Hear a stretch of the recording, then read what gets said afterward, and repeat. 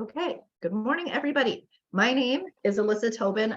I'm a technology integration specialist at Olive Harvey College specifically, but we kind of support all 7 colleges because there's very few of us right now. One day, hopefully there will be one of us at every college. I'm also joined by my colleague Tam, who is the me at District Online Learning, as well as she supports Harold Washington. Our roles are to support faculty with technology. So specifically Brightspace, we are here to provide a lot of the assistance that you might ever need for Brightspace. If you guys can let me know in the chat if you're like brand new to Brightspace or you're brand new to City Colleges, I'd love to know just to get a sense, or if you're just here for a refresher to kind of, get a reminder. It's been a long summer, how to use Brightspace. That would help me. And if you're not sure how to use the chat, it should be, let's see, when I'm sharing, it should be at the bottom of your screen. There's a little chat icon. Oh, great. Brand new. Okay, great. Wonderful. And I know Professor Brooks, so I know you're not new. Okay. So let's go over the agenda first. Can you all see my screen okay? That's first. Yes. Okay, wonderful. So we're going to cover 5 different areas as in the foundations training. This is meant to be like an overview that you could jump in and get started when you're done with it. But by all means, it's not everything with Brightspace. And one of the things that I will highlight is that Brightspace, if you have had any experience with Brightspace, there's some funny quirks with it. So there's some things that aren't necessarily always intuitive. So I'm going to try to point those out as we go on. But the idea behind this course should give you everything that you need to kind of get started. So we're going to cover navigation orientation, like figuring out where you are and what things are inside of Brightspace. We're going to talk about 2 communication tools in Brightspace. We're going to spend a lot of time on content in Brightspace because that's where you actually add all your materials. Then we'll spend some time on the 3 main assessment tools in Brightspace, how to create assignments, discussions, and quizzes, and also like what the student experience is of those, so that it's important for you to know how students are also experiencing those. And then we'll talk a little bit about other features that that you should know and that can help you kind of as you get started. So starting with navigation and orientation, I'll also say I'm going to try to keep an eye on the chat in my right side, but if there's something that I'm moving too fast and you have a question, I'm fine with you jumping on the mic and interrupting me, as long as you're respectful about it, or if I'll let you know if we need to move forward. So with navigation and orientation, we're going to start with how do you get to Brightspace? So there are several ways to get to Brightspace. By far, I would say the easiest, if you're used to going to our CCC website, so you go to ccc.edu under faculty and staff, and I'll actually pull it up so you can see that.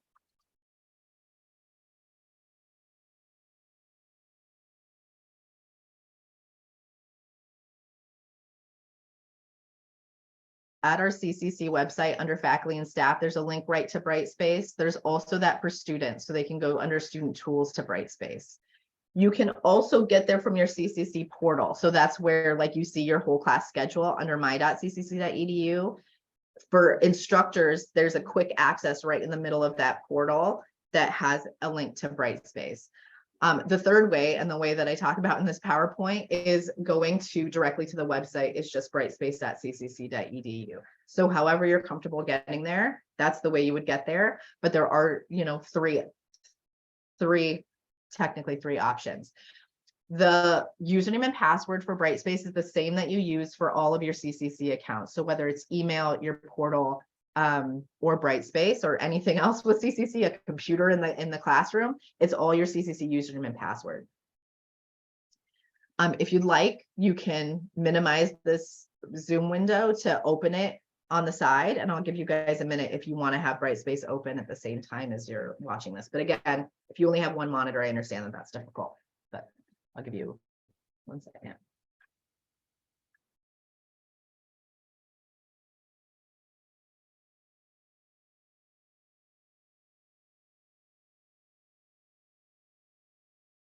Okay. Let me know if anyone needs more time, or if we're just watching, that's good. The login, mine.ccc.edu, just login. Yeah, well, I want you to log into Brightspace if you want on the side, if you want to do this hands-on. So that would be brightspace.ccc.edu. Oh, directory, okay. I'll put it in the chat too. Brightspace.ccc.edu. And if you're brand new, your account may not be working yet. So I just want to announce that because sometimes it's based. I want to find out now where to find that Brightspace from, like mine.ccc.edu.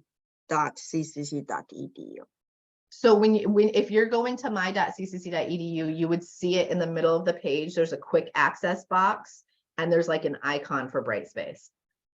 Okay, so I'm going to log in from there. Okay. Because I think I got into it. Saw somewhere. Sure. Login.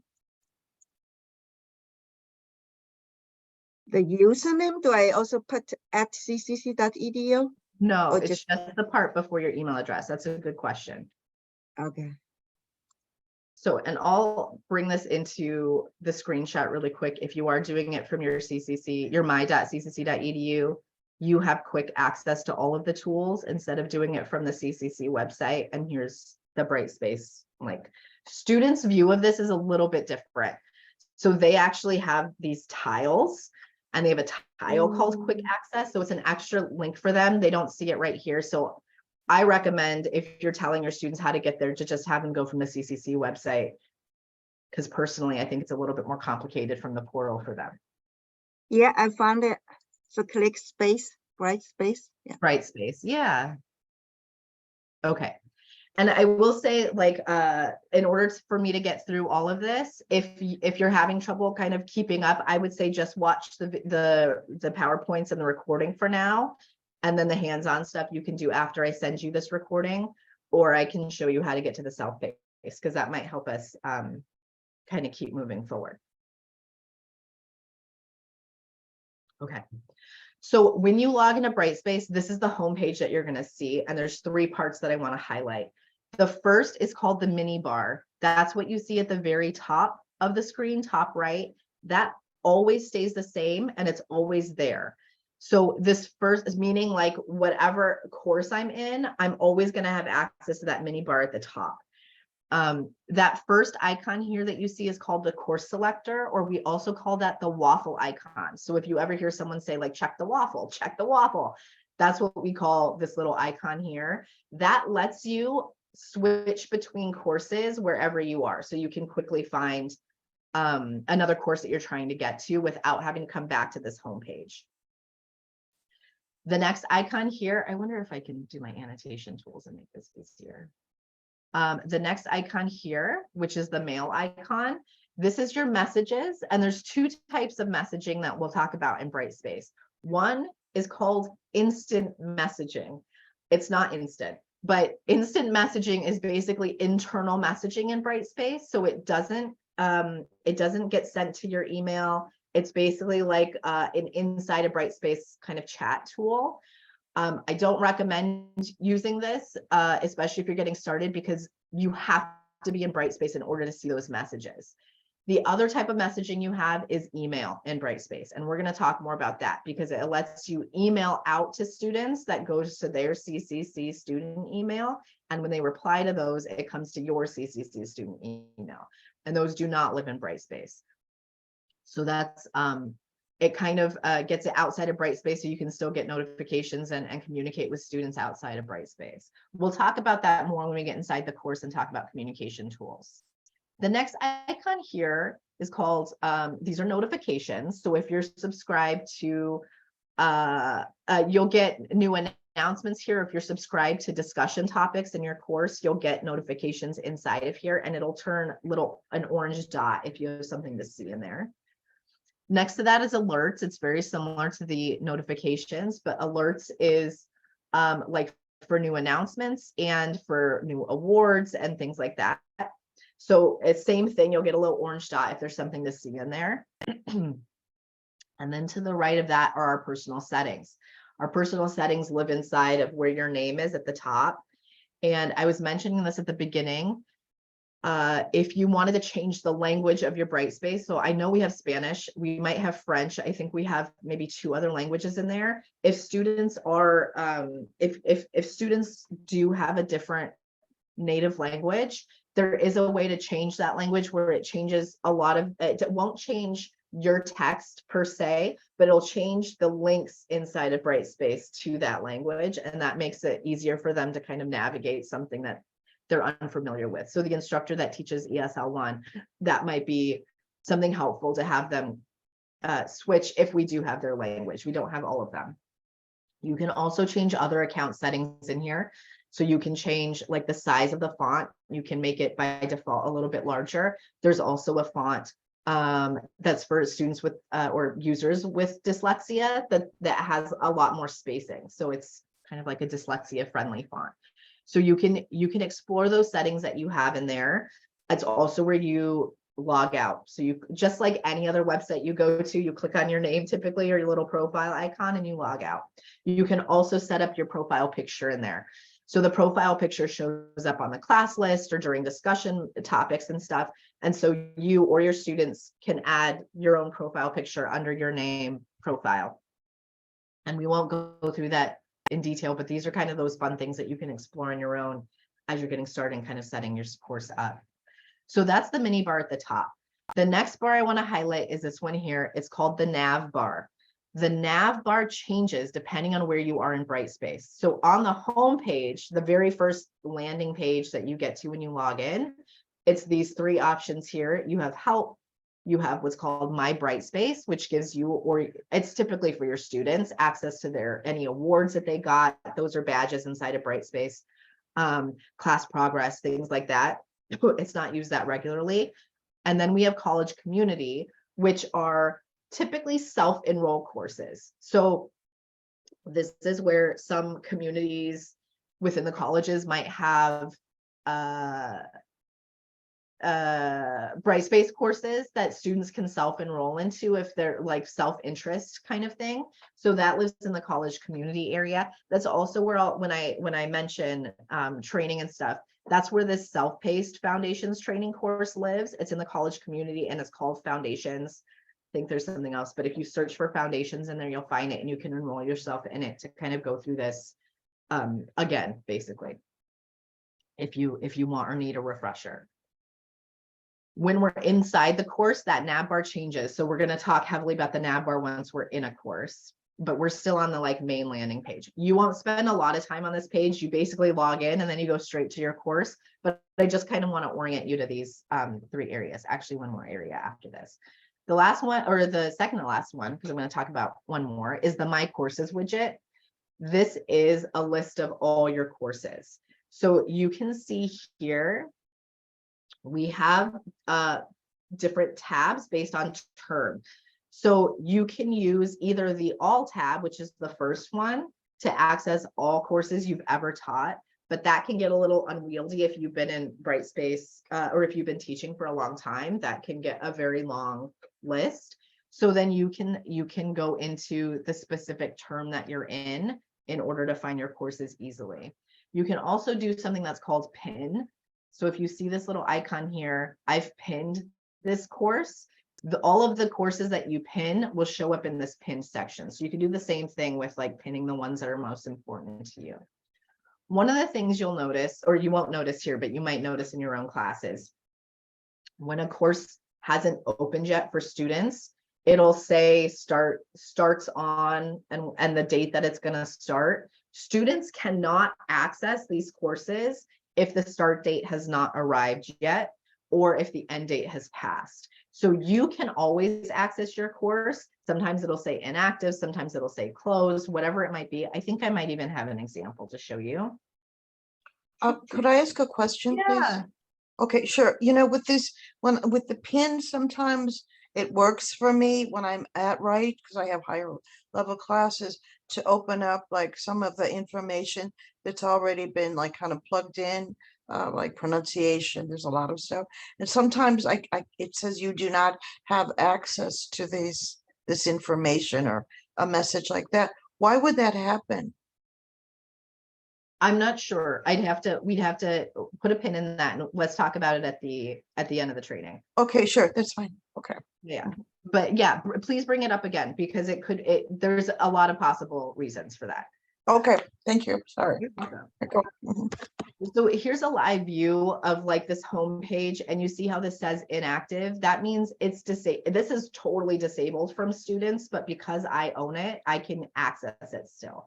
So as the instructor, you can always access courses that you've taught in the past. Students cannot, either before the start date or after the end date. We'll also talk about like the management of that if you'd like. I mean, not if you'd like, when we get further into this. And the last thing I want to show on this page is the announcements widget. Oh, where'd my drawing tool go? Sorry. Is the announcements widget that is down here in the corner. These are global announcements. So anything that City Colleges puts out or your college might put out, those would show up here on the homepage. These are not course announcements. The course announcements actually show up right inside of your course. Okay, moving on. So this is the homepage. Again, you don't spend much time here. You literally click on your course, and that's where we're going to spend the rest of the time of the training, is actually inside of your course. So let's move on. So to access a course, you literally just click on the course image, or from the course waffle that we were talking about before, you can click on the course name. Either one gets you inside of your course. And the course homepage looks like this second screenshot towards the bottom. And on the next page, I'll show you what that looks like a little bit bigger. So you click on the tile from your homepage and you'll access your giant course. I mean, your actual course. This is the course homepage. I'm going to pause for a moment to cough.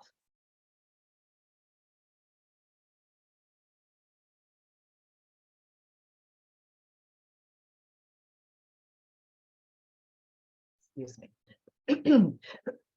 Sorry.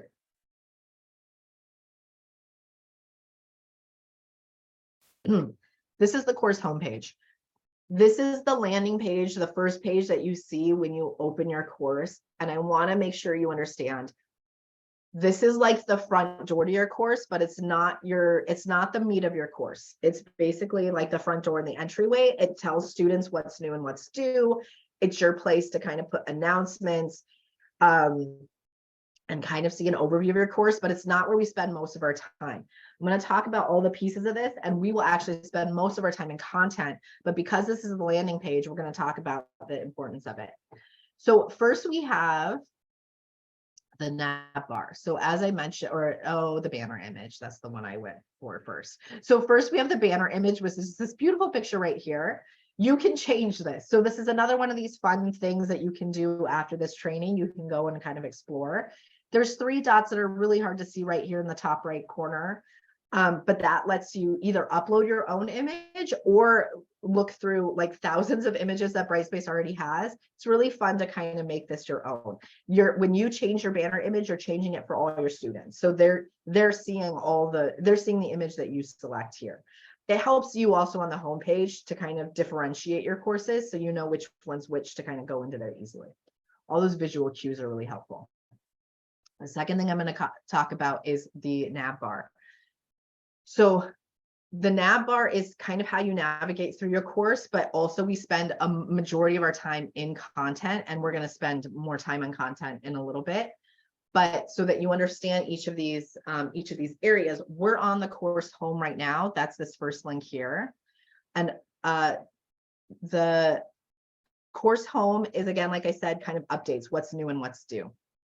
I'm going to talk about these other ones a little bit later. I want to focus on what's on this homepage right now. On the left-hand side, we have 2 widgets. These are called widgets, these little boxes that you'll see in a lot of different places.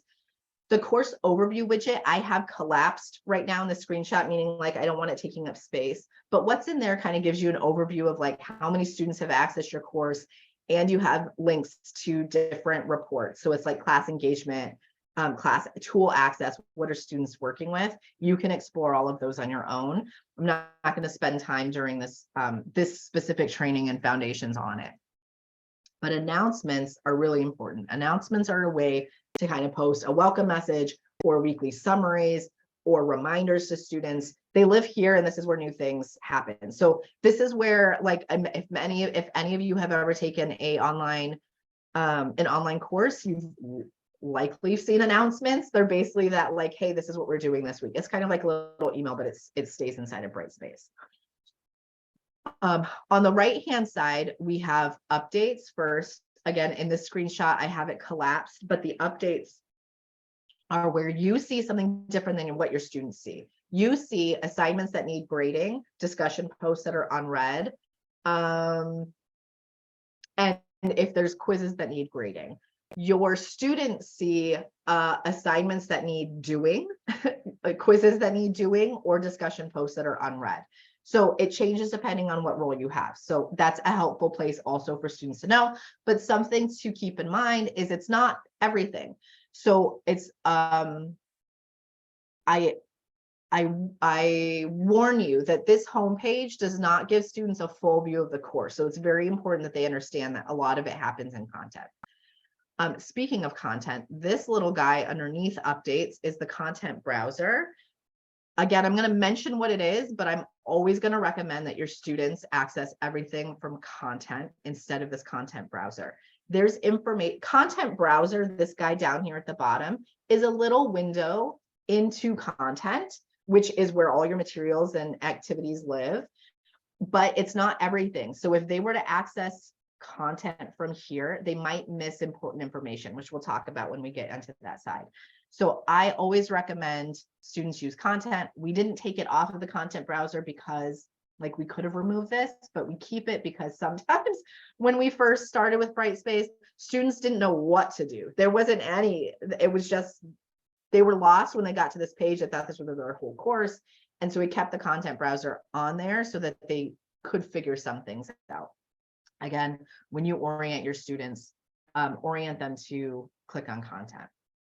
So there's also a calendar down here that you can't see, but that is also based on due dates that you set up in the course. So I highly recommend when we start walking through all of the different features in Brightspace that you use due dates, because that helps students get kind of like triggered with notifications that things are coming up. If you don't use due dates or start and end dates in your class, students won't have, without going into Brightspace and kind of like going page by page, they won't really know when things are due. I mean, you'll have the syllabus, but there won't be like notifications for them. So I do recommend using due dates especially.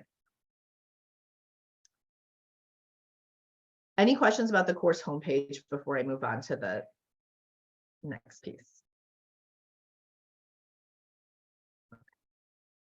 Okay, back to the course snap bar. So the top bar, again, the things that we're talking about up here, we're going to start with course home and course name. This and this get you to the same place. It's that landing page that we were just on. If you ever get lost inside of your course, you're like, where am I? Just basically click on your course name. That'll get you back to like reoriented, because it is hard to like figure out where you are sometimes in Brightspace. Course admin, I'm not going to spend a lot of time on during the foundations because I want to make sure you know how to like do the basics, but course admin is also your best friend. It's your access to all of the tools that Brightspace has. So we're going to talk about some of those, some of these tools are in other places that you can get to, but course admin is kind of like your toolbox. Students don't see that. That's only for you. So if you're looking for something, it might be in course, or will likely be in course admin. Content is the next one, which I told you we're going to spend a lot of our time in content and building out your course kind of framework. That's where you upload files, your syllabus, activities, assignments, instructions for different things, your readings, articles, things like that, videos that you want students to watch. That's what all happens in content. Next, we have assessments. So assessments are quick access, basically, to some of the most common tools. So it's we have assignments, discussions, and quizzes in there. Rubrics for you. It's kind of your back-end tool for rubrics to build those out, and you can associate those with assignments, discussions, and quizzes. And then finally grades. So this is where students go to see their grade book, and it's where you go to enter grades or manage and grade things. We're going to talk a little bit about grades in this foundations training because we do associate the activities that we're going to build with grade items. And then I'm going to show you how you would grade those items, but we don't go into real depth with grades here. I recommend attending one of our grades trainings that is totally on the grade book. That would help you, but I do mention it here because this is how you and students get to the grade book. The class list is how you access your class roster. The class list is essentially your roster. It shows all the students that are enrolled in your class. Your CCC portal, that my.ccc.edu, is actually your official roster when you go look at your class in there, and that's where you put final grades in, that's where you put midterm grades in, that's where you drop students, all of that kind of stuff is in your portal.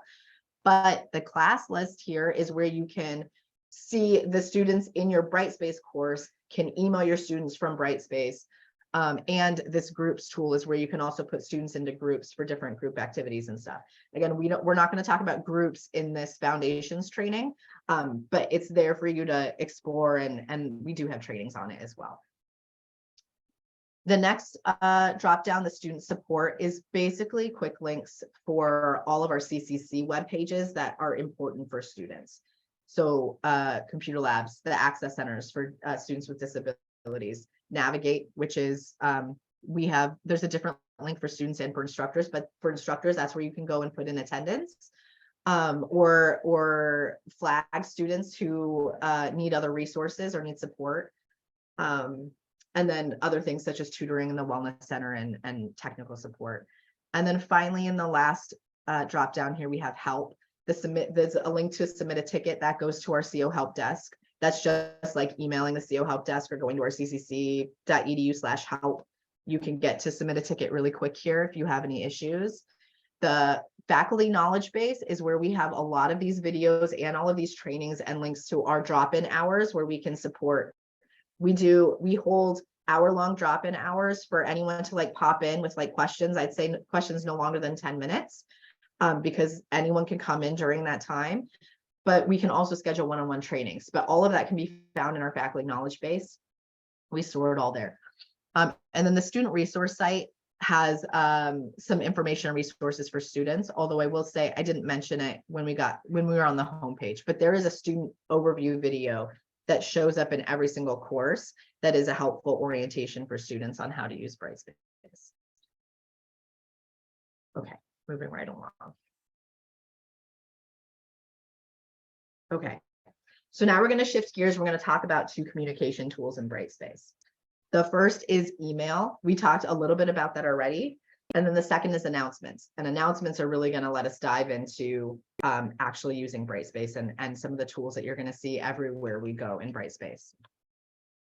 So there's two primary ways to communicate information to your students in Brightspace.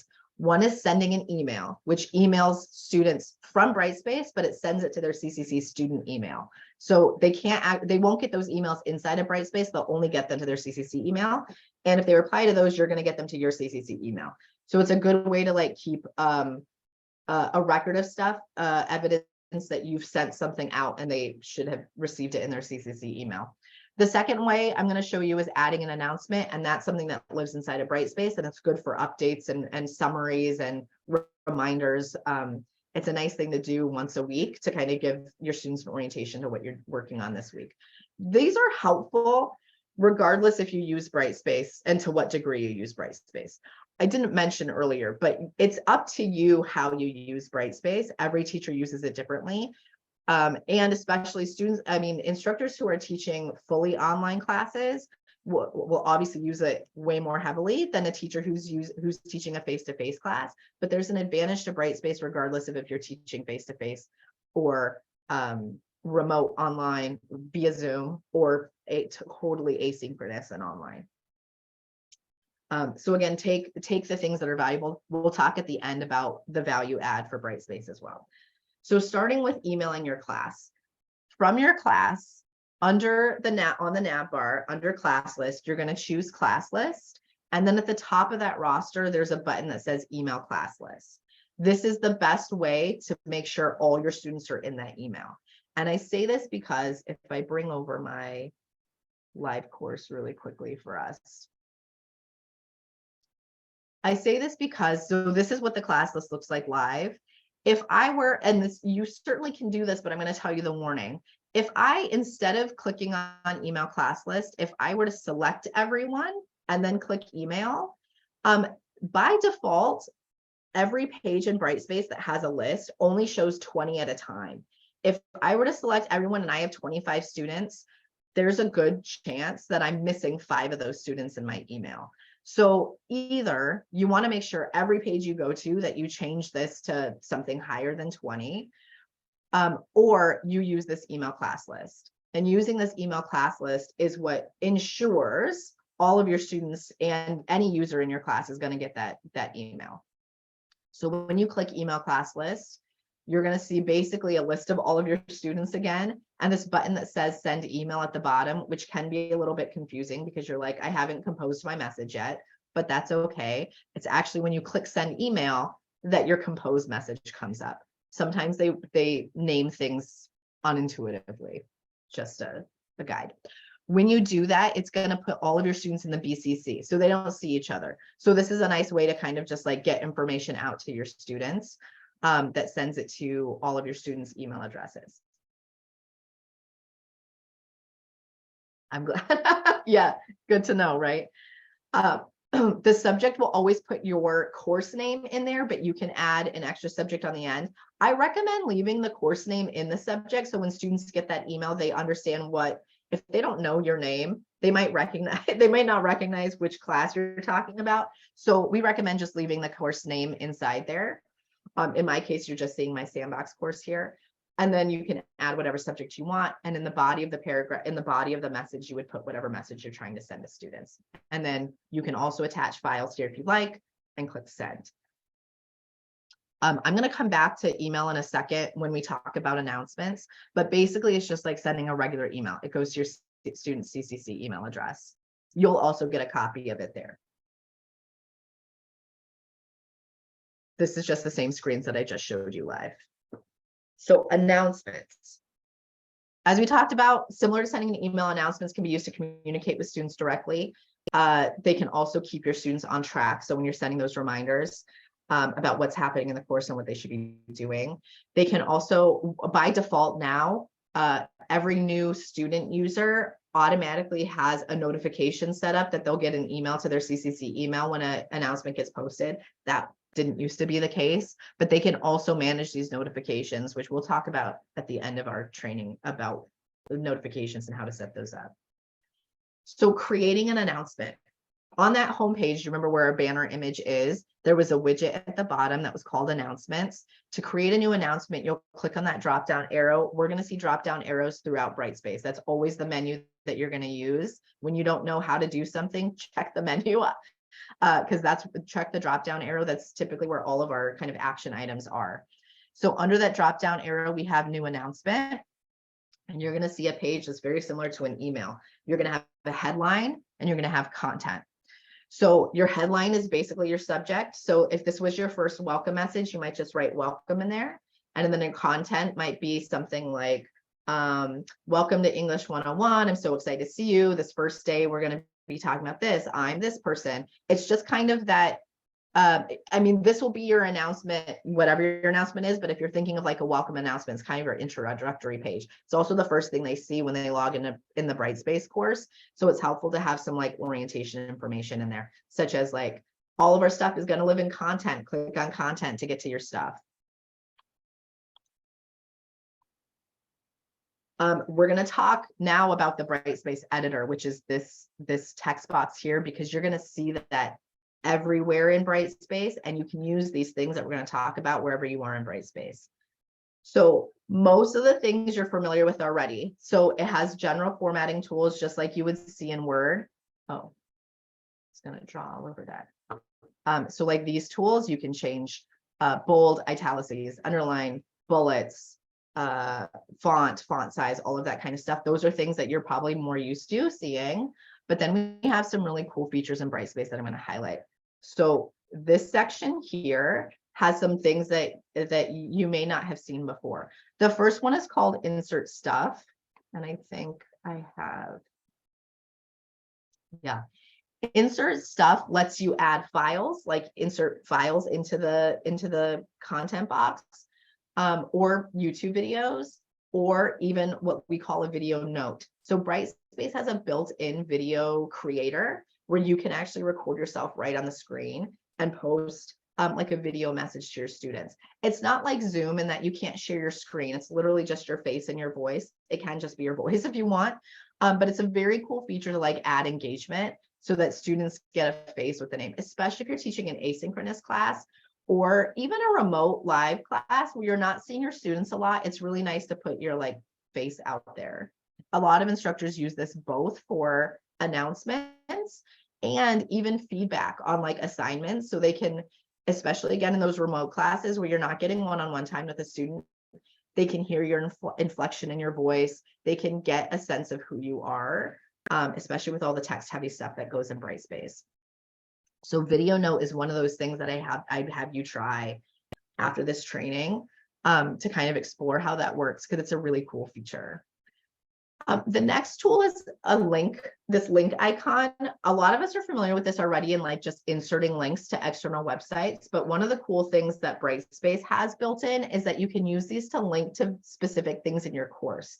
So if it's a weekly reminder that you're sending in this announcement and you're saying, oh, hey, don't forget Friday, this project is due, you can what's called quick link using that icon to the specific assignment or a specific area in your course. So if I select that quick link and then I choose assignments, I can link to the direct assignment I want them to go to. And that means they don't have to go searching through content to find that assignment place that they're looking for. That's a really cool tool as well. The next thing, I'm so sorry, I'm coming down with a cold. The next thing,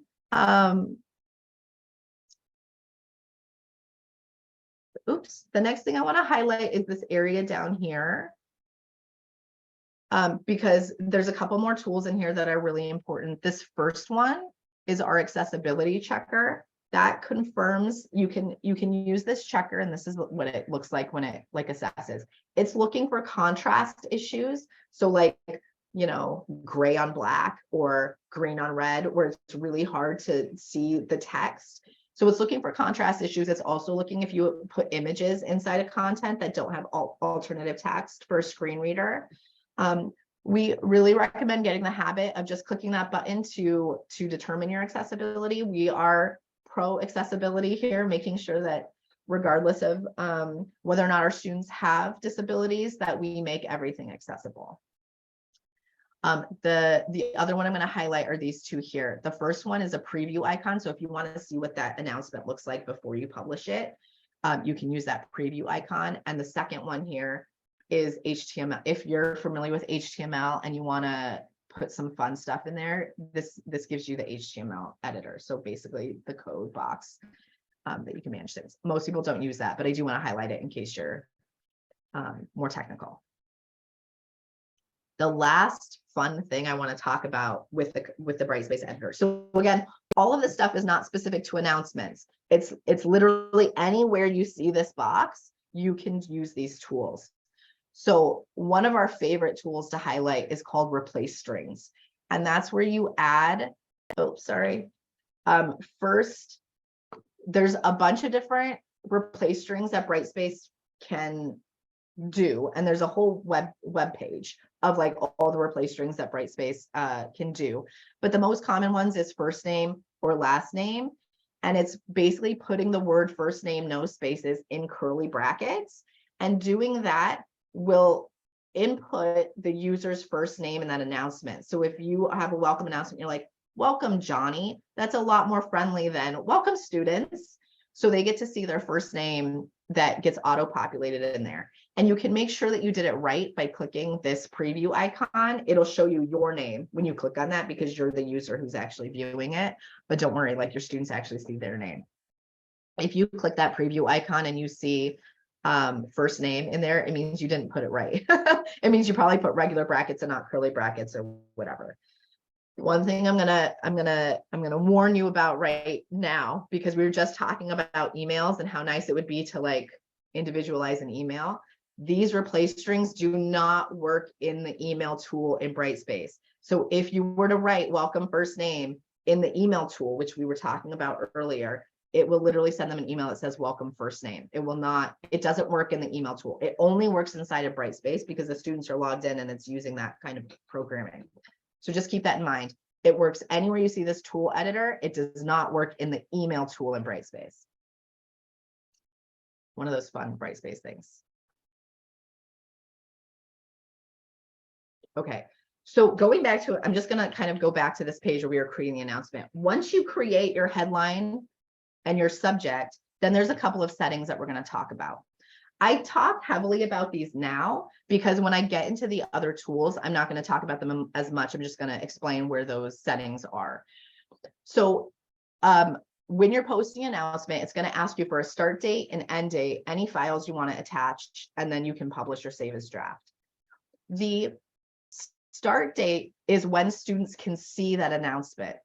It's a little bit different in some of the activities, and this is where Brightspace is a little bit inconsistent, but the start date is when that announcement will appear to students. So you can schedule that in advance. If you want to write the announcement today and put a start date as the first day of class, you can do that, and then it won't appear to students until that first day. The end date is when the announcement disappears from student view.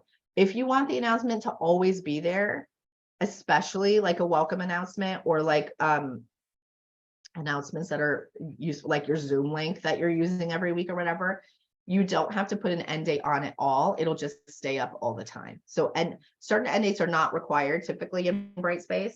Things will just show up if there is no start and end date posted, but the end date will remove it if you want it to remove at some point.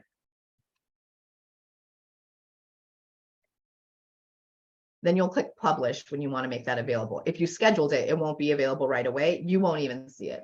So it'll just be living in your tool, kind of ready to come. It won't be on your homepage if you scheduled it in the future. Keep that in mind. So then when you do press save and it is published, so like let's say you didn't schedule it for the future, but it's published now, you're going to see that on the homepage like this. If you needed to edit that, again, like we talked about, you click on that drop down arrow and there's an edit button. If you needed to delete it, you would click on the delete option. This is really important because a lot of instructors, it's not your guys' fault, it's Brightspace's fault. But this X that's in the corner here of each announcement is not a delete button. So a lot of teachers will think that they're deleting that for students, or like, oh, that's an old announcement, I'm going to delete that, because universally that means delete everywhere else in the world. In Brightspace, that means dismiss. So it basically just hides it from your view because it's like, oh, I don't want to see this anymore, but students still see it. And so students can get confused about that. I know I'm making Brightspace seem really complicated, but I'm highlighting these things because these are some of those things that just like come up, and how else would you know? So always use the menu. Nothing's going to be as simple as like an X button in Brightspace. Everything requires a menu and an extra click. Okay, any questions about that stuff before we move into the meat of this? This is where the fun starts. Have I tired you all out already? Hey, this is Greg, Alyssa. I have a question. Can the instructors see which students have opened the announcement and which have not, or read it? Or do they just, is that just a matter of them accessing Brightspace because it's the first thing they would see?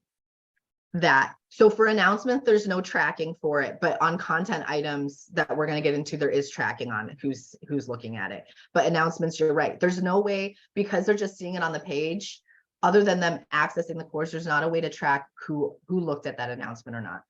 Okay, thank you. Yeah, good question though. This is for Linda. Yeah. So on the announcements, I mean, it automatically, when the course opens, right, it opens on the homepage, the course homepage, right? So Yeah. that's how I generally can tell when my students have read the announcement, because they'll come back and ask me questions. So I kind of like use a little cryptic little note that will cause them, you know, it's like a call to action. And they're like, oh, what does this mean? You know, so that's what I've done, Greg, to make sure that they read the announcement. I put something in there that they'll have to respond to and I put it in there on purpose so they don't understand it. Does that make sense? Yes, it does. They're That's either neat, asking me, but I like oh, it. what does this mean? So that's how I know they've read it. Okay, thank you. That helps you. We'll also say if you find like a typo in something to like let me know, and then you intentionally put Right, something. especially in our language arts courses. So I make things up just to make sure that they read it. And I'm like, did you read the announcement? And they're like, no. Oh, okay. Well, you did read it because you're asking me a question. I hope that helps. It does, thanks. Thanks, Belinda. Okay, we're gonna jump into content. So content, as I was saying, is like if the course homepage was the front door to your class, content is the living room. It's where all of your materials are gonna live. It's how you're gonna organize your course. And we'll get into that more deeply. But it's where your structure is. It's how you want students to navigate the course. This is where you and your students are going to spend most of their time. So this is what content looks like. On the left, when you first go to content, the very first time you're actually going to land on the overview page. The overview, I'm going to warn you, is a space that you and your students only ever see the very first time they click on content. Every other time they come to content, you're basically open to the last page, the last module that you were in. So that overview, if you don't put anything in there, which I recommend if you're new, don't put anything in the overview. If you don't put anything in there, the students never see it. So the students will just open straight to the table of contents. They won't see the overview. Don't put your syllabus in here because your students will never find it again. We're going to talk about where you put your syllabus. So if I were to give my own personal recommendation, don't use that at all. Bookmarks are for your students. So they can bookmark certain pages inside of content, certain content items. There's a little bookmark option, and that's where they would go to find all the things that they bookmarked. You can't bookmark something for the student. It's all personal. Those bookmarks are personal to the user. The course schedule is kind of like a high level view of like due dates that you might have set up in the course on different activities. So that's very similar to the calendar that they see on the homepage. And things only show up there if you added start, due, or end dates to your assignments or activities. So the course you can also manually add things to the calendar. Like actually, if you are teaching a remote live class and you use the Zoom integration, which we're not covering here in the foundations training, but those meetings will show up on the calendar automatically too, which is cool. Okay. Down here are where your modules live. We're going to talk about modules in a second. Modules are basically folders of your content. So it's like if the table of contents is your filing cabinet, all of the modules are your folders that are inside there. And then on the right-hand side is where you add all of your stuff and where students kind of like see everything on the screen. So the left is kind of their navigation, and on the right is their experiencing of that information. So a module, like I said, is a storage place for a group of related course items, and those items are called topics. So you're going to see that language throughout. You can use modules to organize your content by week or unit or by types of activities. So typically we see something like this, what you see on the right-hand side, where we have our syllabus module, and then we have week 1, week 2, week 3, or always your syllabus module at the top, and then you might have unit 1, or like what the first grouping of you can even call them modules, like module 1, and that has like the first 3 chapters, however you want to organize it. But the idea is that you're organizing it in a meaningful way that makes sense to students, so they know where to go either each week or where you have stuff. So if you're teaching a face-to-face class, it's a little bit different because you may not be putting everything, although I'd still argue that it could be the same, where you might put any like handouts that you gave out in class, you might still organize them by week, but you could also organize by like activity type. So it could be like articles, that could be one of your modules, and you put all the articles for the class in there. You could have another one that's, quizzes, and all the quizzes are in the same place, or something like that. So you can organize it by activity type. We recommend organizing by unit or week to make it clear to students what they should be working on when. But that is up to you. You name them, basically. So to add a module, it's very simple. Brightspace has a lot of these tools that you literally just write right on the screen. So you click into this box that says add a module with your mouse and you type the word syllabus. So that would be what our first one is. And we won't have time for you all to do this, but I'll just show you in real time what that looks like. So if I go to content,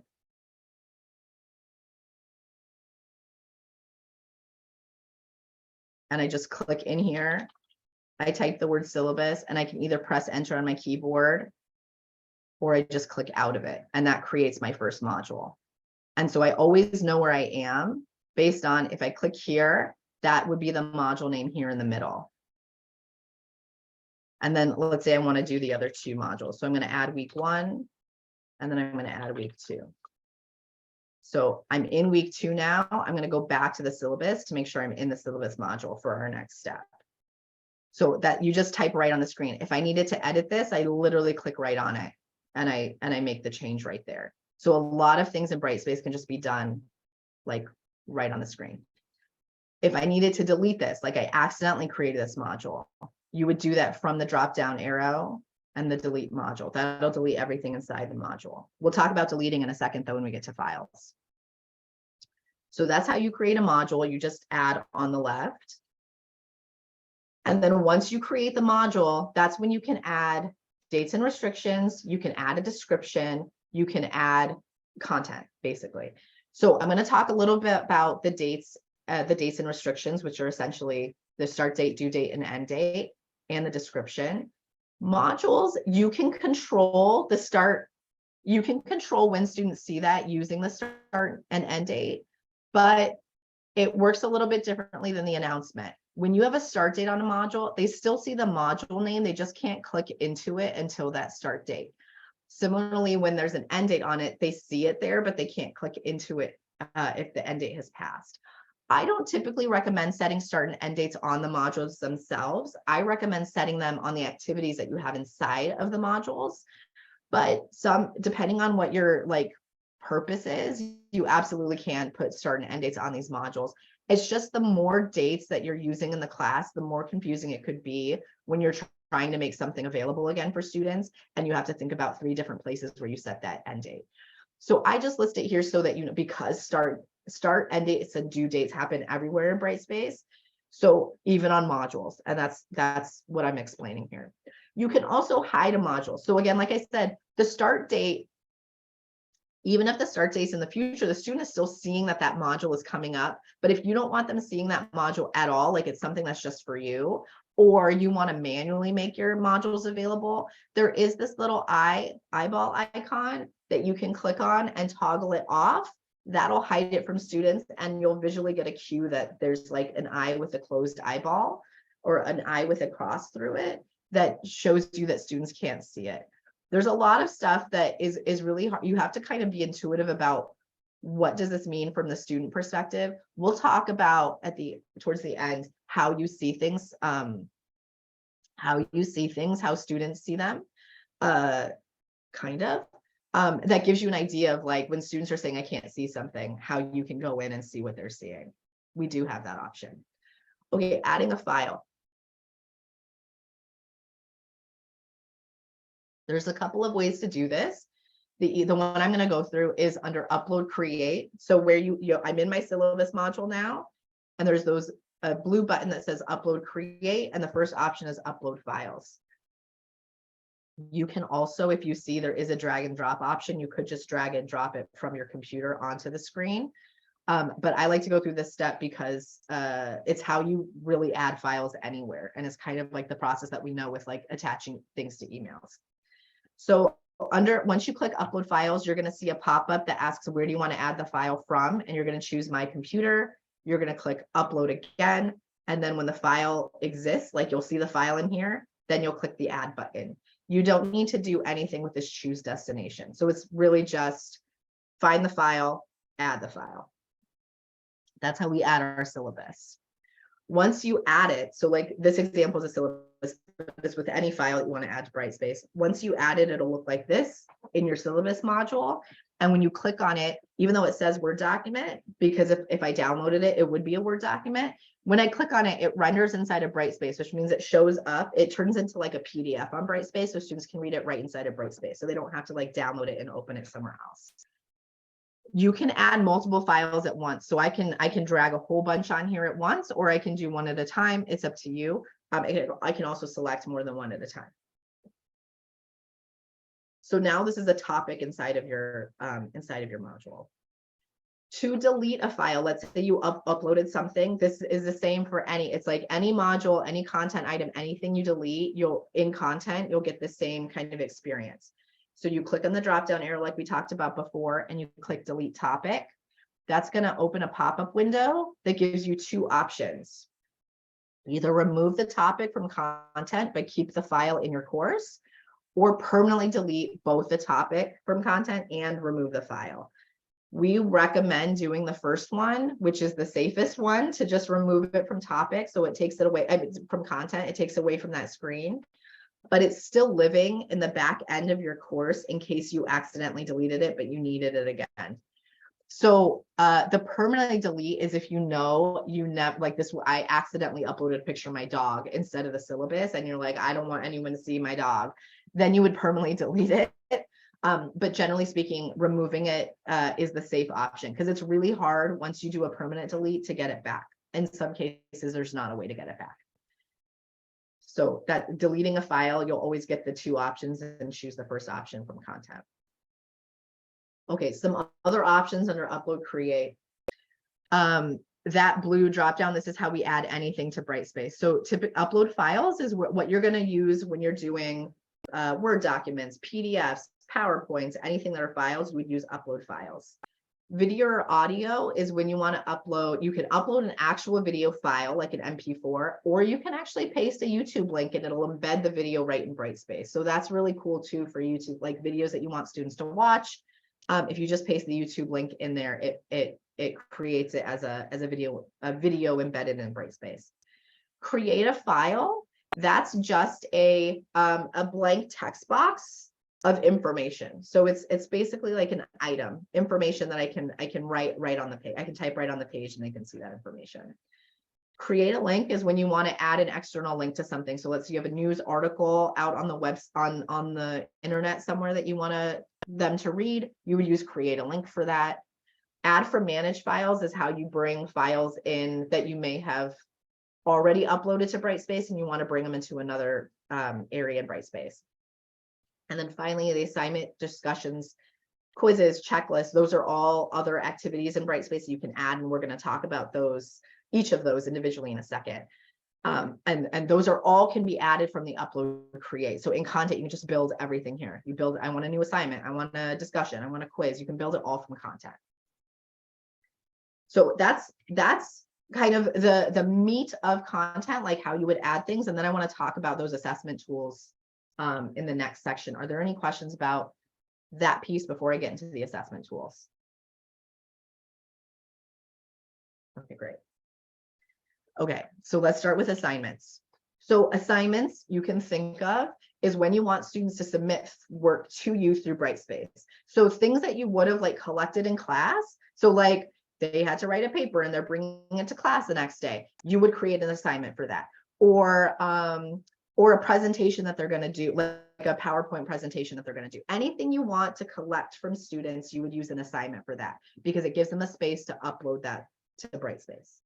Then you don't have to like worry about hard copy loose papers or them emailing you their assignments, things like that. So once you're inside the module where you want to add this, so like week 2 on the left, you would click upload create and you would choose new assignment. The assignment creation page and actually the discussion creation page and the quiz creation page looks just like this. Recently, there was an update to all of their tools so that they have a consistent creation process. You guys are very lucky if this is the first time you're seeing Brightspace because it hasn't always been this streamlined.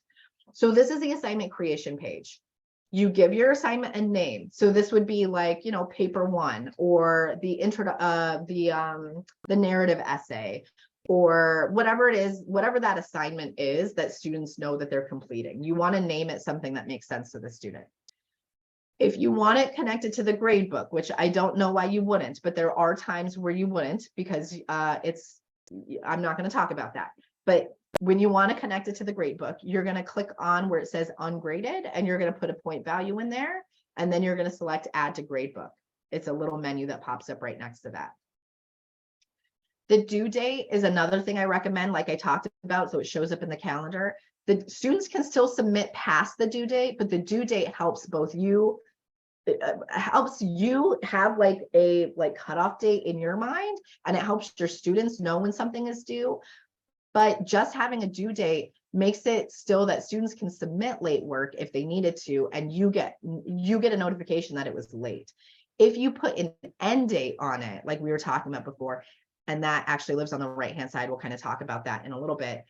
If you put an end date on it, they can't submit past it, and that means you might have to like reopen things, and that gets annoying. So that's why the due date is on this main page, that it's most often you would be using just the due date. And then any instructions for that assignment. What are they supposed to do? That's what you would put in the instructions area. You can also upload files to this.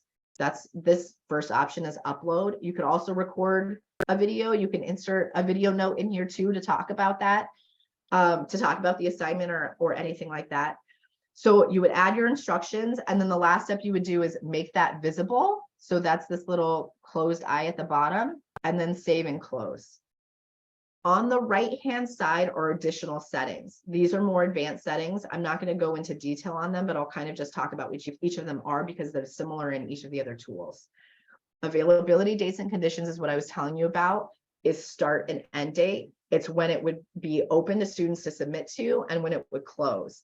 If you don't have a start and end date on it, it's just available. And that's why it says always available. But don't get that mistaken with the visibility. Brightspace has these two different ideas. Always available means like as long as it's not hidden, students can access it. But if it's hidden, it doesn't matter if it's available up here, like there's no start and end date. If it's hidden, they can't see it at all. So Brightspace has these two levels, which can be confusing. Submission and completion for assignments lets you choose a different type of assignment. So by default, Brightspace's assignment tool are file submissions, meaning students have to upload a file. They can't type right on Brightspace to submit like if you just have them wanting a paragraph that it's easy to just type in the screen. This type of assignment cannot be used for that. They have to upload a Word document. You can change the type of assignment in this option on the right. Under submission and completion, there's 4 types of assignments. Default is a file. The second option is a text submission, which lets them type right on the screen. It does not let them upload a file. Brightspace does not have the option to do both. It's either you choose that they have to do a file or you choose that they have to type it in. There's not the option to do both. It's very weird, but Brightspace doesn't allow it. The other 2 options are not for submission at all. It's an on-paper submission or an in-person observation. Neither of those let the student submit anything, so we don't really talk about them. Finally, an evaluation and feedback down here is where you would have, you could attach a rubric, and this would be a Brightspace rubric. So it's like a digital rubric that you can grade with. You can create it right in Brightspace. And you can enable Turnitin. So Turnitin, I'm not going to talk about heavily, but that's our plagiarism checker. It also does an AI, artificial intelligence checker now too. So you can enable Turnitin in that evaluation and feedback. So that's the create assignment process. Once you set up all your settings, that assignment shows up in Brightspace like this. So this is the instructor view for you. You would see that assignment there. When you click into it, you're going to kind of see what the student sees from that perspective, but I'm going to show you exactly what the student sees on the next screenshot. So from the student perspective, they're seeing that. So you see, they don't see this upload create button anymore. They don't see any of those like areas to type in. They see this on the left, the module that they're in and the assignment link. When they click on that assignment link, they're going to see your instructions at the top, and then they're going to see this upload button. This is for a file submission. They're going to click upload. It'll open the option for my computer. They'll find the file on their computer. They'll add it. It'll show up here. They'll click submit, and they'll get an email address saying they'll get an email notification as well saying that they successfully submitted their assignment. You don't get an email when they submit, because that would be way too many emails for you to get. But they get an email. So if you're like, I didn't get your assignment, and they're like, I got an email, That really happens, but just know if the student is like, oh, I never got the email, it means they didn't submit it correctly. So you always have that kind of like backup option, but we don't typically lose assignments. It's usually students doing it in the wrong place if that happened. To grade, I'm just going to briefly go through this. There's two ways that you would grade. We haven't talked about from the tools yet because I'm spending for foundations, we spend all the time in content, but under assessments is where you can access the assignment tool. That's your back end view of all your assignments in one place. So any assignment you add to content also gets created in the assignment tool and can be accessed there all from one place. That's also the easiest place to view your student submissions if you don't attach them to the grade book or you want to see who has done it or anything like that. You would go to the assignment tool. So that's under assessments assignments. The other way you would do it is from grades. So if you do attach to the grade book, you would go to assessment and grades, and I'll show you what both of those look like. So from the assignment tool, when you go to assessments assignments, you're going to see a list of all your assignments that happen to be in your course, and you'll click on the drop down just like you're used to, and you're going to click view submissions. When you do that, you're going to see the students, a list of your students down here. We're going to see a list of our students and their submissions. You'll click on their file. It'll open their document for you to kind of grade and view. You'll put a score, you'll add any additional feedback you want, and you'll publish that. You can also save as draft if you're not done, but you would publish that. And then you would move between students using the arrows. So you just go to the next student, next student, next student. We go into all of this in detail in like our assignments training, our discussions training, and our quizzes training. But I'm giving you this view and I'm providing it in the PowerPoint and kind of this overview and foundations, because these are things that I'm just priming you for, like, if you run into this and you're trying kind of exploring. I'm going to pause for a second to just remind you. If you are brand new to Brightspace, I recommend sticking with sticking with announcements, and in content, sticking with your syllabus, and maybe just putting like resources up there. Especially if you're teaching a face-to-face class, I don't recommend jumping into all of these experiences at once if you're not familiar with it, or you're very new to technology, or you're not comfortable with technology. I don't recommend trying to do all of these things. Announcements are a great way to just communicate with your students. If you do everything in announcements, that is also fine, because a lot of these things just if I'm overwhelming any of you, because I know it's a lot. If you stick to announcements and do really good at announcements, that can give your students all they need. If you're teaching an online live class, I do recommend you go a little bit further because you're going to have to collect things from students. But if you're teaching a face-to-face class, stick with announcements in your syllabus and that be the thing. Real quick, the grading view from the grades tool. So same thing under the assessment nav bar. If you choose grades instead, you're going to see a list of all of your students and all the grade items that you have created based on activities that you've built in the class. And the assignment icon looks like this. This is the icon you will see if a student submitted a paper or submitted an assignment, and you won't see anything, like in this example, if they didn't submit anything. If you click right on that little icon, that opens the same view that you had from the other tool of their submission and then the grading stuff on the right-hand side. If they upload multiple submissions, there's like a drop-down arrow. Some of these things are really confusing in Brightspace, but you can get to the other submissions from this drop-down arrow at the top. Okay, discussions. I have 10 more minutes to get through this so that we have time for questions. So I'm going to talk about what it is, why you do it, and I'm going to go very fast through the slides because these are not deep dives into any of these tools. I just want you to like know where they are and what they do. So the discussion tool in Brightspace is typically used for students to engage in discussion with one another. In a general sense, it's a space for students to respond to a prompt that you may have provided, and then see each other's responses to that, and then reply to each other. We've all experienced discussions, I'm sure of it. They're my arch nemesis. I don't like them, although there are places for them. But we do have a discussions tool in Brightspace. It can also be used like the assignment tool for like file or a text submission. But the advantage is that then students can see each other's responses. So they can still submit something to that if the context is that you want students to be able to see each other's work and like do peer review or things like that. A discussion is a great place for that. So once inside the module where you want to add that discussion assignment, you would click upload, create, and then new discussion.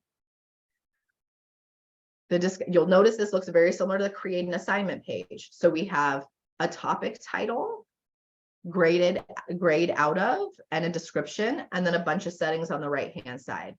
So a couple of things before we jump into this. There is a difference between Brightspace discussions have two terms that I want to make really clear. There's something called a topic and there's something called a forum. Forums are just a container for your topics. So your forum, students can't actually respond to. It's basically just like a category of topics, a kind of a container. Topic is the actual thing that students respond to. You have to have a topic in order for students to actually do anything in there. Like that's your actual access to the thing that you want them to put threads in. But a topic cannot exist without a forum. So a topic needs a container. It can be one-to-one, or it can be one forum and all of your discussion topics are under that one forum. It's a very weird Brightspace thing, but you have to know it because it does cause a lot of confusion. This new discussion topic creation process is brand new literally this month. It used to be a little bit more complicated. So now it only asks you for the topic title, and it actually default creates a forum for you without you having to even think about it. And it just makes the forum the same name as your topic, and you don't even have to think about it.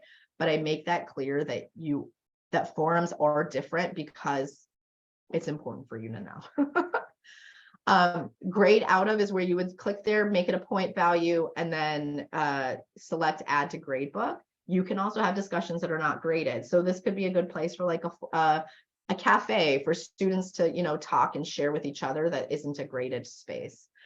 You'll notice, or hopefully you notice, there's no due date on here. That is intentional. Brightspace does not know how to deal with the fact that discussions typically have two due dates, like the initial post, the initial response is due by X, and then your reply to your peers is due by Y. Brightspace doesn't know how to handle those two due dates, so they just don't have the option at all. So discussions cannot have due dates in Brightspace. They can have start and end dates. And you can literally just type what the due date is in the instructions. Like this is your first response is due by X and your last response is due by Y, etc. So again, one of those weird Brightspace things. Lastly, you would do like you always do, you unhide it and then save and close. On the right-hand side are those extra settings. I'm not going to go into detail, but that's where your start and end date live and the availability dates and conditions. Your post and completion allows you to make things anonymous, or that they have to post first before they can see anyone else's posts. And then evaluation and feedback is where you can add a rubric if you want, or make it like a rating discussion.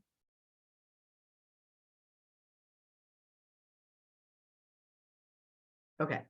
So once you've created your discussion topic, it looks just like we had for our assignment. It lives right inside of content, and you see it has a little icon that tells you it's a discussion topic. Students' view of that, when they click on that discussion topic from content, they see this. So they see the name of the topic, they see the instructions, and then they click start a new thread to post their reply. This box opens up right on the screen for them with a subject and the body of what they write, and then they click post. So it all happens on that same screen that they click on. To reply, this piece is very confusing for students and for instructors. So to reply, you and your students, you actually have to click on the title of the post of the student you want to reply to. You can't reply, like this is what it looks like when there's a post inside of this discussion.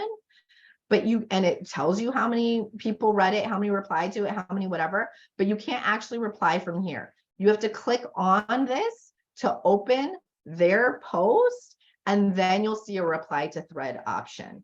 It's very unintuitive. Once they get to this page to reply, then it's straightforward. They have this open up right on the same page that they can reply to the user and then click post. Discussions are just one of those things that are not very, they're very clunky in Brightspace. grading, different from the assignment tool. I don't recommend going to the assignment tool to grade or the discussion tool to grade. The only thing that's useful to do in the discussion tool is if you want to like see the discourse in real time. But if you're grading, you would go to the grades tool. So you would go straight to the grades tool, and any student who has posted, you'll get a little icon that looks like a little chat bubble. You click right on that chat bubble, it opens their discussion, and what you're going to see is their original post and then any replies they did to anyone else. So you're seeing for that one student all of their activity. You're not seeing the discourse. You're just seeing what that one student who you're grading, all the different replies they did to their first post, and then whatever replies they did to other students. So that helps you kind of put everything for that one student in one place so you can do the assessment piece. Then just like we did before, you would add a grade, any feedback, and then publish. We're not going to get through this whole thing. Quizzes. Again, I'll just talk about what quizzes are and I'll show you the interface. So quizzes in Brightspace are typically used for that. So quizzes, tests, exams, but they can also be used for any activity that you have that actually can be auto-graded. So if you have a handout that is like a multiple choice handout, that's not really a quiz, it was just an activity, or it's fill in the blank or whatever, you can actually create a quiz off of that and make it auto-graded to save you time.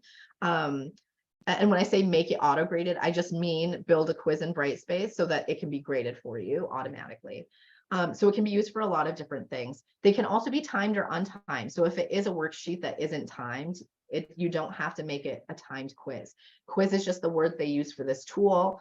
It can be used for everything. So like if you have a test, it's your final, you would still use the quizzes tool. It's just called quiz, but it can be used for your exams.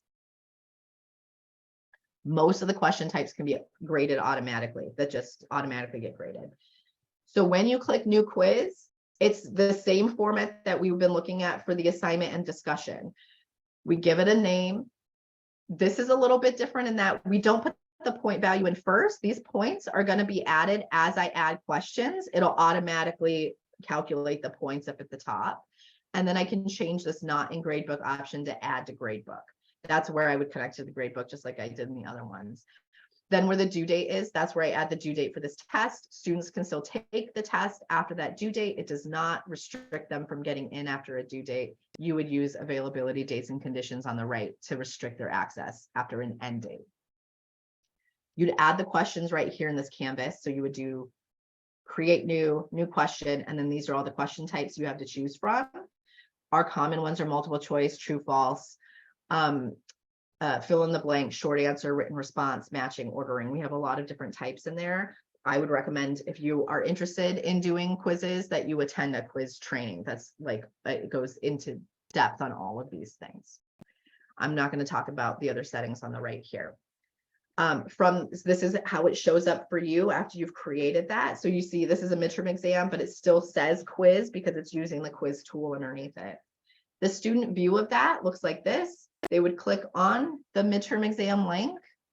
They get a start page that looks like this if they can't start yet. Once they click start, their timer begins. So if it is timed, just clicking on it to open this page doesn't start the timer. They can see instructions that you might put in there and the details, like how much time they get, how many attempts they get, all of those settings that you set up while you were creating the quiz. And then when they click start quiz, that actually starts the timer of the quiz. The quiz looks like this on the right-hand side. They have a list of all the questions. You can also choose how many questions they see at once or just all the questions at once. And then they click submit quiz when they're done. They get a submission page confirmation. They have to hit submit twice. So they hit submit when they're done taking the quiz, and they submit quiz on the quiz submission confirmation page. By default, what they see is their percent. They see what their overall percent is. They can't see what they got right or wrong. You set that up in the settings if you want them to see something else. The default, though, is that they just see their overall percent. So they'll see like 80% correct or whatever. To view students' attempts, similar to assignments, there's two ways you can go view those: under the quizzes tool or the grades tool. Under the quizzes tool, you would see the list of all of your quizzes. You would click on that drop down like we do everywhere, and then click grade. That shows you a list of your students and their attempts, and you can click on the attempt to see your students like actual quiz. But because they're auto graded, you don't really have to do that. Typically, you would just go to the grade book. You would see that grade item. A little question mark means that's the icon that shows you that they did it. That's all that question mark means. It's similar to the like paper icon or the chat icon. And then you'll see their score right next to that. If you wanted to see their actual test from here, you would click on the question mark, and then you would click on this attempt drop down and choose attempt 1 to see their actual quiz. Okay, lastly, you guys have really stuck with me. I'm going to get through this really fast. These are just very important for you to know. The first one is, how do you view a student? There is a student view in Brightspace. The way you get there is you click on your name and you'll see an option to view as student. That changes your view to look at your course like a student sees it. If you have something hidden from students, you won't see it when you're doing this student view. So that's very helpful. If you have a student saying, I can't see X, you do view a student and you're like, oh yeah, I can't see it either. I must have done something wrong, because you're always going to see everything as the instructor, hidden, not hidden, whatever, you're going to see everything. So doing view a student is really helpful. To get out of view a student is you click the little X next to, so you click on your name again, and then you click on the little X that is next to viewing a student. And it's orange when you're viewing as something else, when you're viewing a student. When you click out of that X, it's no longer orange. That's how you know you're not. Sometimes people go back and forth between that, and then they're like, I can't add content. I don't know what happened. It's because you might still be as view a student. So just make sure you're not orange up there. A very important thing to say right here, this viewing a student is a view as, not a do as, which means you can view your course as a student. You cannot take quizzes as a student. You cannot submit, technically you cannot submit work as a student. There's things that you can actually do in that view as, but don't think of it as a do as, because none of that work gets saved. So you can't then like do it as a student and go look at it as the instructor, especially quizzes. You can't actually do a quiz to see exactly how the student sees it in that view mode. So just keep that in mind. It's really just for viewing. If you want it, the quiz thing is actually, you have to preview it as an instructor. So view as student is a view, not a do. Notifications. To access notifications, this is how you can set up or tell your students to set up notifications so that they get emails or text messages when new things happen in the course. If they click on their name and then click notifications, you'll see a whole list of things that you can get notifications for. It's like for new announcements, for announcements that have been updated, for content that has been added, for new grades, new things that have been graded, for due dates that are coming up in 2 days. They can set up all those notifications. A lot of that is dependent on whether or not you actually set due dates in your course. But it's a really helpful way to, like, they might get over bombarded with emails, so they can control their notifications there. Lastly, course availability. This is the last one, I promise.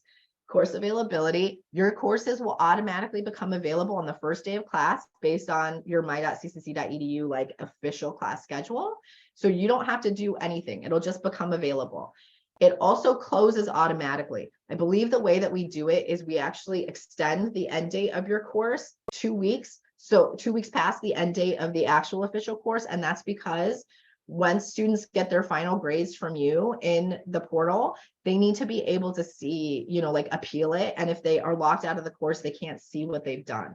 So we do extend end dates 2 weeks past the end date, but you can always check your course start and end dates under course admin, and then there's a tool called course offering information. So you can also change them yourself. Let's say you wanted to open it 3 days early, you can do that. Let's say you wanted to close it, or you wanted to remove the end date completely so it doesn't close, you can do that. So again, you don't have to do anything, but I want you to know that it is available to you to change something if you do need to change.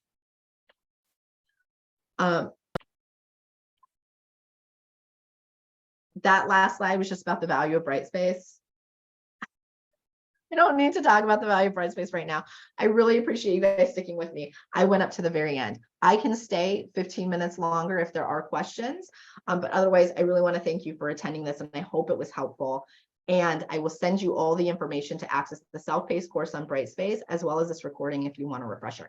The self-paced course on Brightspace is this broken up into 5 different videos based on those sections that I did. So then you could just look at the section that you were interested in.